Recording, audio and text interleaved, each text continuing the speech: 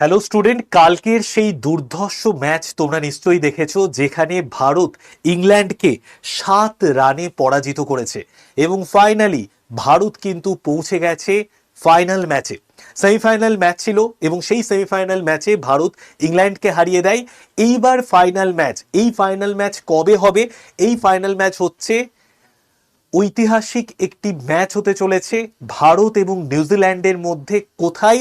গুজরাটের যে নরেন্দ্র মোদী স্টেডিয়াম রয়েছে আমেদাবাদে, সেই স্টেডিয়ামে। কবে হচ্ছে? 8ই মার্চ হচ্ছে। কখন হবে? সন্ধেবেলা 7টার সময় হবে। এবং এই সময় ভারতের সব থেকে ফর্মে থাকা প্লেয়ার রয়েছে সঞ্জু স্যামসন, এবং সঞ্জু স্যামসনের ব্যাটের সঞ্জু স্যামসন এখন কিন্তু দুর্দান্ত পারফর্ম করছেন।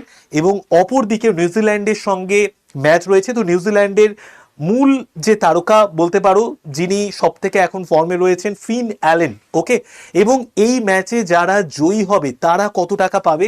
যারা চ্যাম্পিয়ন দল তারা পাবে 27.5 কোটি টাকা, আর যারা রানার্স আপ দল তারা $1.6 মিলিয়ন পাবে। তো কারা কারা এই ম্যাচ দেখার জন্য অধীর আগ্রহে উদ্গ্রীব হয়ে আছো অবশ্যই কমেন্টে লিখে জানিও।